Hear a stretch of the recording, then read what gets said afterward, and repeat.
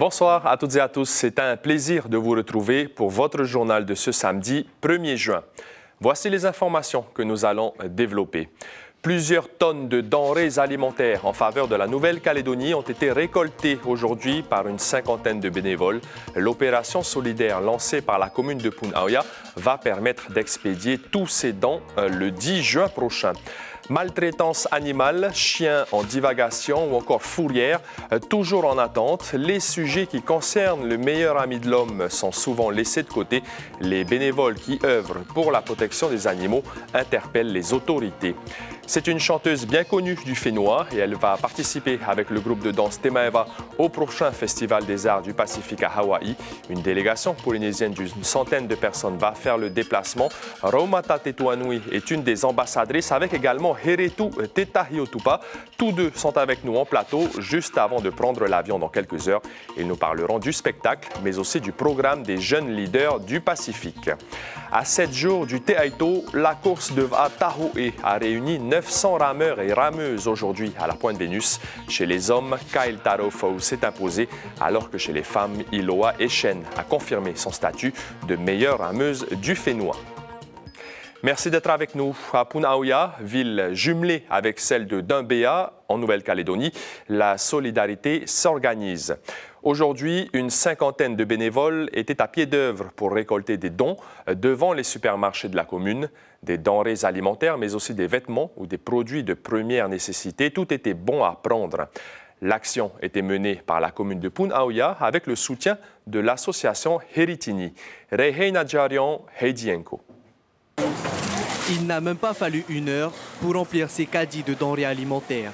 Dans ce supermarché situé à Tamanu, la solidarité se fait bel et bien ressentir. Du riz, des pâtes et même des couches pour bébés, chacun donne ce qu'il peut. Ça me fait du bien de savoir que des gens vont recevoir de la nourriture et qu'ils vont pouvoir manger. Je trouve que c'est une réussite malgré que les temps sont durs. La solidarité polynésienne a été forte aujourd'hui. Quand ils ont entendu Solidarité Nouvelle-Calédonie, ils n'ont même pas réfléchi, quoi. Quand ils entendent Solidarité, tu vois, Nouvelle-Calédonie, ils commencent à comprendre. Après, nous, on leur dit, ah, c'est difficile, il n'y a pas de magasin. On explique, il y en a que ça pas. Hein. Même scénario dans ce magasin. Bonjour, monsieur. Merci. Les donations s'enchaînent. Sous l'œil bienveillant des bénévoles, certains clients n'hésitent pas à faire des achats en plus pour soutenir la Nouvelle-Calédonie. Une dizaine de cartons se sont remplis en moins d'une heure.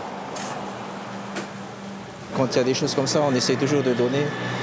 Donc voilà, ça fait plaisir. Des conserves, des serviettes hygiéniques et des petits pots pour bébé. Pourquoi vous avez décidé de faire ça? Par solidarité. Justement. J'aimerais qu'on m'envoie si j'en avais besoin. Direction la paroisse de Saint-Étienne. C'est ici qu'est rassemblé l'ensemble des dons. Ils sont 15 bénévoles à pied d'œuvre pour ranger, stocker et trier le tout. En moyenne, une demi-tonne de chaque aliment a été récoltée. C'est le rush, hein. Vous voyez bien comment ça arrive. Hein. Et on peut dire que la population de Punaoya a vraiment répondu à cet appel de solidarité. Le 10 juin prochain, les donations seront envoyées par bateau sur le Caillou par le biais de l'entreprise Sainte-Nuit. À leur arrivée, la Croix-Rouge et le Secours catholique veilleront à leur distribution auprès des familles dans le besoin. En Nouvelle-Calédonie, le climat semble apaisé. C'est en tout cas le discours officiel car en réalité, la tension est toujours réelle dans plusieurs secteurs de l'île principale. Le couvre-feu est encore en vigueur entre 18h et 6h. L'aéroport international de Nouméa, la Tantouta, est toujours fermé jusqu'à nouvel ordre. L'accès à une clinique a été bloqué pendant plusieurs heures dans un fort climat de tension. Plusieurs incidents ont été signalés. Une partie du convoyeur de chargement de minerais pour alimenter l'usine de nickel de Donombo a été incendiée. D'autres exactions ont eu lieu ces derniers jours sur des sites miniers. Retour au Fénois, le syndicat intercommunal pour la gestion de la fourrière animale de Punaoya et de Paea, le SIGFA, organisait aujourd'hui une matinée portes ouvertes, principalement pour encourager à l'adoption des chiens recueillis, mais aussi pour sensibiliser à la responsabilisation des propriétaires de chiens. Par exemple, de nombreux accidents de la route, de 2 roues principalement, sont causés par des chiens en divagation. C'est Mateir Imer, le directeur du SIGFA, qui le dit. Il partage la vision pédagogique de la fourrière qu'il dirige au micro de Heidi Enko et Leina Tetuanui. On a beaucoup de morsures toutes les semaines, il y a beaucoup d'aboiements intempestifs, donc il y a des problèmes de voisinage. Et en fait, tout le monde dit que c'est la faute des chiens, mais pas du tout. Donc ce qu'on veut prouver avec notre fourrière, qui nous distingue en fait des autres fourrières, c'est qu'on veut montrer qu'on s'occupe bien des chiens. Et là, vous comprenez qu'on n'entend pas les chiens aboyer à tout bout de champ, alors que ce sont des chiens qu'on a récupérés dans la rue. Mais on veut montrer qu'en s'occupant bien des chiens, ils ont des comportements normaux, ils sont bien à l'aise.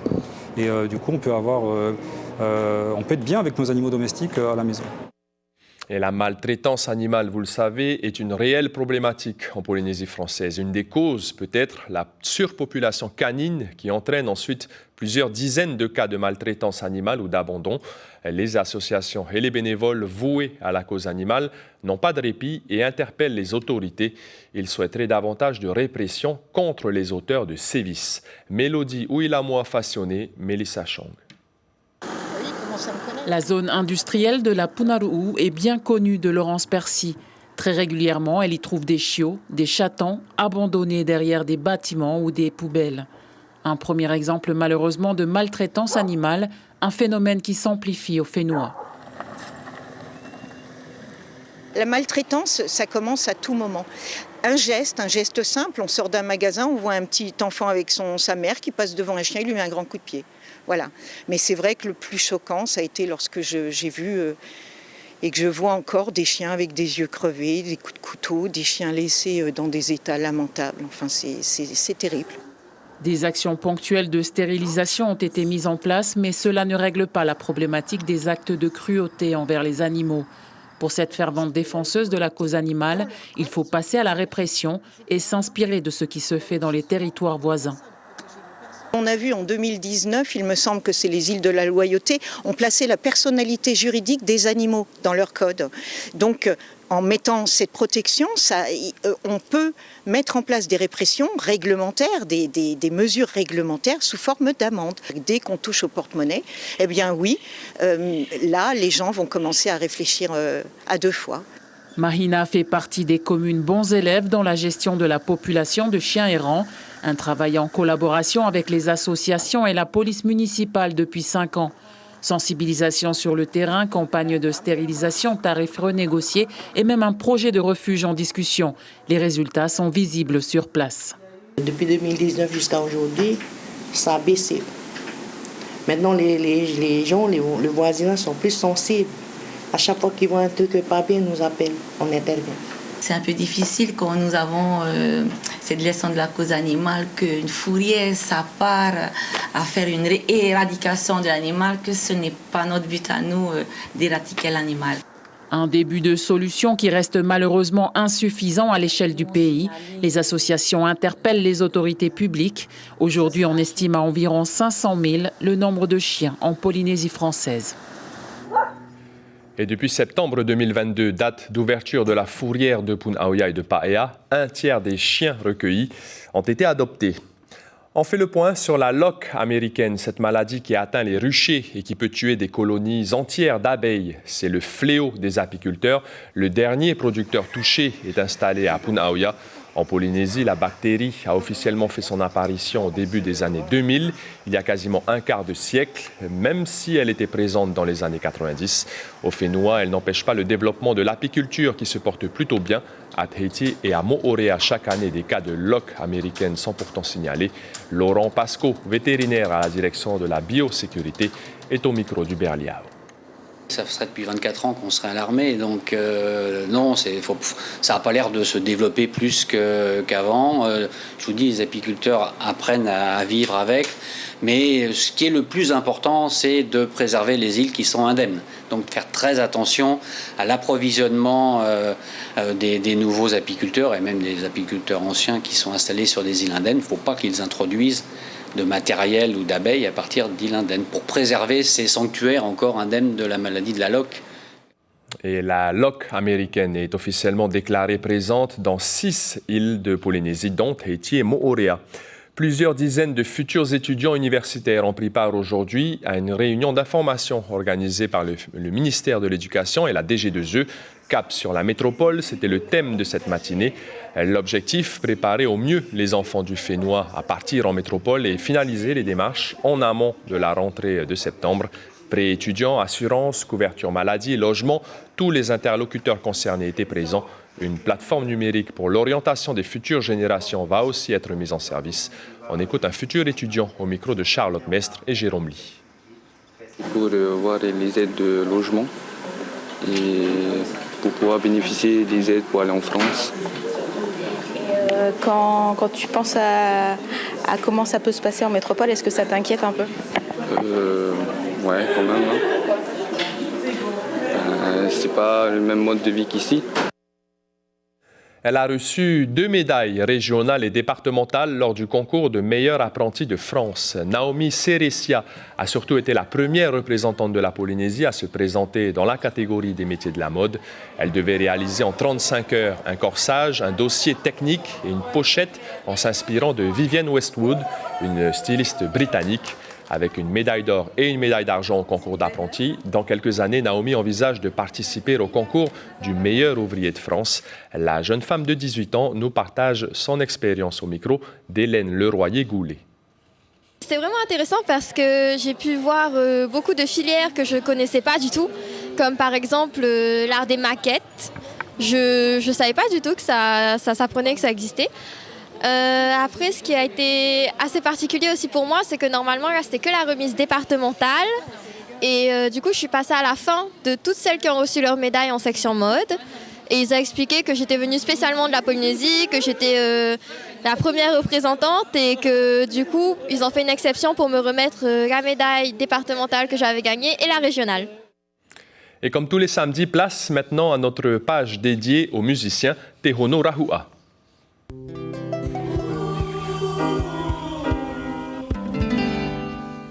Petite exception ce soir parce que nous avons 2 invités. Bonsoir Raumata Tetuanui et bonsoir Heretu Tetahiotupa. On a une petite tradition avant de commencer l'interview. C'est une petite intro en musique à vous, Raumata.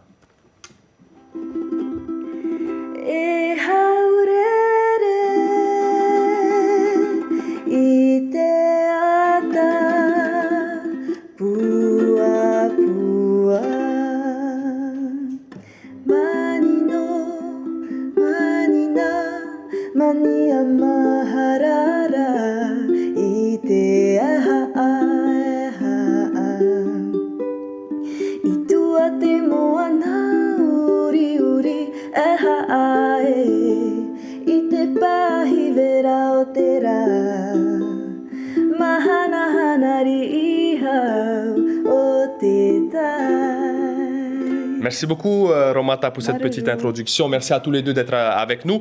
Je me tourne d'abord vers vous, Raumata. Vous allez participer donc au Festival des Arts du Pacifique. Ce sera du 16 au 16 juin, aux côtés de la troupe Temeva, pour représenter la délégation polynésienne. Qui fait partie de cette grosse délégation de 100 personnes? Alors, d'abord, il y a Cathy Buchan, Fabien Maradinar et des artistes, donc des danseurs, des chanteurs, des artisans aussi. Et ensemble, on a préparé un spectacle qu'on va présenter à Hawaï. C'est un spectacle innovant en matière d'art visuel parce qu'il y a aussi Viri Teimana qui investit aussi dans ce spectacle. Oui, alors c'est un spectacle inédit écrit par Viri Teimana qui s'intitule, le thème s'intitule Eha'a Mate Heha'a, en haute mer avec humilité. Et donc pour traiter du thème du festival, du Festpac, régénérer l'Océanie, l'océan. Voilà, donc on a mélangé les danses, les chants traditionnels et les artisans se sont occupés des costumes aussi. Alors, à vos côtés, Raumata Tetuanui, nous avons Heretu Tetahiotupa. Vous allez participer comme Raumata, Heretu, au programme Young Pacific Leaders. Quel est ce programme exactement? En quoi consiste ce programme? Alors, il s'agit d'un programme, donc on va suivre des formations pendant plusieurs jours tout au long du Festpac sur, on va dire, des structures de pensée polynésiennes et des façons de développer l'Océanie. Et à la fin du festival, nous aurons une présentation, un projet qu'on aura développé et qu'on devra présenter. Ce festival des Arts du Pacifique existe depuis 1972 et avant de venir en plateau, vous me disiez que c'était un festival référence, notamment pour l'organisation du Matava. Est-ce que vous pouvez m'en dire plus? Carrément. Le Festpac, c'est un événement extraordinaire qui a démarré énormément de renaissance culturelle à travers l'Océanie et le Pacifique. Et en 1985, il y a eu le Festpac organisé ici à Tahiti. Et c'est cet événement qui a inspiré les Marquisiens à créer le Matava'a. Donc le Matava'a est aussi héritier de cet événement. Et du coup, c'est un très grand honneur pour moi de pouvoir participer à cet événement qui a inspiré notre renaissance culturelle aux Marquises. Vous, Raumata Tetuanui, qu'est-ce que ça vous fait de participer non seulement au spectacle de Temeva pour ce festival des Arts du Pacifique, mais aussi de faire partie de ce programme des jeunes leaders du Pacifique? Effectivement, j'endosse plusieurs rôles, beaucoup de rôles pour ce festival et je voulais remercier Madame Eliane Tevaritoa de m'avoir choisi, de nous avoir choisi en tant qu'ambassadeur. C'est un honneur et on fera de notre mieux pour représenter notre pays. Merci à tous les deux, donc vous qui participez au programme Young Pacific Leaders et donc au Festival des Arts du Pacifique. On le rappelle, ce sera du 6 au 16 juin. Vous partez ce soir pour Hawaï. Donc bon déplacement à vous. On se retrouve à la fin de cette édition, Raumata, avec votre père Roger pour une petite chanson. Merci beaucoup. Merci. Et puis musique encore, avec le concert caritatif de la Fraternité chrétienne. C'est en ce moment même au parc Vairei à Punaoia. L'événement vise à récolter des fonds pour financer le déplacement de 6 jeunes polyhandicapés du Fénois en Nouvelle-Calédonie dans le cadre d'un échange avec l'Association calédonienne des handicapés. Le concert a débuté à 15h et va s'achever à 22h. On rejoint sur place Rehei Nadjarian et Heidi Enko. Rehei, bonsoir. Est-ce que l'élan de solidarité a été entendu?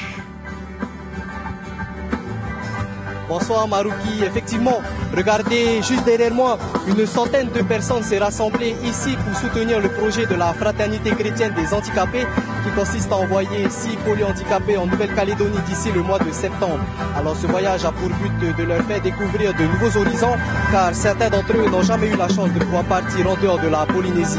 Alors au moment où je vous parle, vous pouvez l'entendre, c'est le groupe Okonui qui est en train de performer et juste après ça sera l'iconique Angelo qui sera sur le devant de la scène.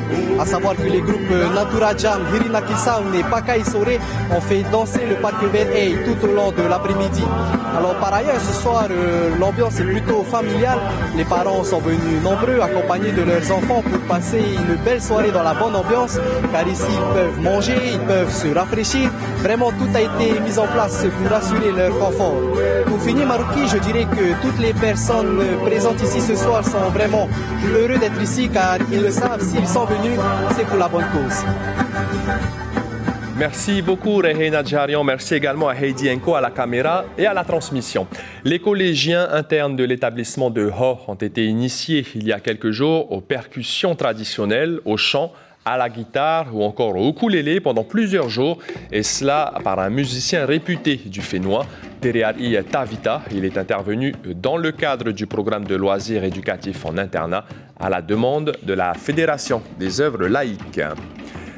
Pour sa première édition officielle dans le calendrier fédéral, la Tahoe Race, organisée par l'association Save Va'a, a réuni 900 participants, toutes catégories confondues. Chez les dames, Iloa Echen l'emporte, loin devant Marguerite Mayana. En senior homme, Kyle Tarofau est le grand vainqueur après 2 heures de bataille acharnée sur le plan d'eau face à plusieurs autres champions. Le résumé de Hariho Etefafana et David Chong. Un départ explosif pour ces 300 rameurs. Dès le départ, l'échappée de Darren Argulo donne du fil à retordre à tout le peloton de tête. Après 25 minutes de course, le sociétaire de Pirée a une avance considérable. Il domine largement le premier tour avec un écart de plus de 60 mètres sur ses concurrents. Mais changement de situation lors du deuxième tour, Darren se fait surprendre par Kyle Tarofau et Tuatea Tereyamano. En commençant le deuxième tour, je me suis aperçu que j'étais devant tout seul, il n'y avait plus de bateau et plus de vagues. Je me suis dit, bon là, ça va être dur. Essayer de tenir jusqu'à la passe. Bien entrer à la passe, après le copain Totter, il restait un peu bloqué dessus la bouée, ça m'a pénalisé aussi. Et après pour le retour, quand Sergent Kyle il est parti là, Kyle Tarofau, ça a été dur de le rattraper. Sur le dernier tronçon, du retour de Taounivel à Pointe-Vénus, Kyle Tarofau est dans sa zone de confort. À ce niveau, plus aucune chance pour les autres puisque la remontée est sa spécialité. Il remporte cette course devant Tuatea Tereyamano et Steve Tehotata. Dans la deuxième descente, j'ai vu que j'étais bien côté Tate. Donc j'ai décidé de le lâcher quoi. Et quand je suis rentré à la passe, j'ai vu que j'étais devant et puis j'ai décidé de serrer les dents et puis d'aller la chercher, celle-là. Pour ceux qui veulent se qualifier pour le Super Tahoe, il vous reste tout juste 3 minutes. Autre objectif pour les participants cette année, arriver dans les 15 minutes qui suivent le premier afin d'être sélectionné pour la Super Tahoe. Alors mieux vaut arriver à temps. Je ne sais pas si vous avez assisté, tout le monde était en train de crier quand il restait 45 secondes. Il y avait 3 pilotes qui étaient en train de se battre pour pouvoir rentrer. On était à 94 rameurs. Ils sont rentrés pour la Super Tahoe aujourd'hui. Et on va offrir quelques white cards ou quelques blessés qui n'ont pas pu être là, je pense. On va se réunir pour ça. Mais sinon, voilà, belle réussite et on se voit tous à la Super Tahoe. Chez les dames, c'est la native de Huahine, Iloha Eishen, qui remporte la victoire. Marguerite Temayana et Mihinoa Paari complètent le podium. L'information principale de ce samedi 1er juin, c'est la solidarité polynésienne en faveur des Calédoniens. La commune de Punaoya, jumelée avec celle de Dumbéa, a réussi à mobiliser près d'une cinquantaine de bénévoles aujourd'hui devant les supermarchés de la commune. Plusieurs tonnes de denrées alimentaires, de vêtements et de produits de première nécessité ont ainsi été récoltés au titre de la solidarité. Tous ces dons vont être expédiés par bateau le 10 juin prochain. À la télévision ce soir, après ce journal, les clips de campagne des élections européennes, 2 épisodes de la série Legacy, puis les arômes du cœur. Merci de votre fidélité, c'est la fin de cette édition. Très belle soirée à vous. On se quitte sur une chanson de Raumata Tetuanui, accompagnée de son papa, Roger Tetuanui. À demain et prenez bien soin de vous. C'est à vous. Voici un aparima écrit par Viri Teimana et que j'ai composé, qui s'intitule Haurere. E haurere, ite atapua o dare pape, o pata ite vai urira. Ua ate pua, na te vai, o amaire.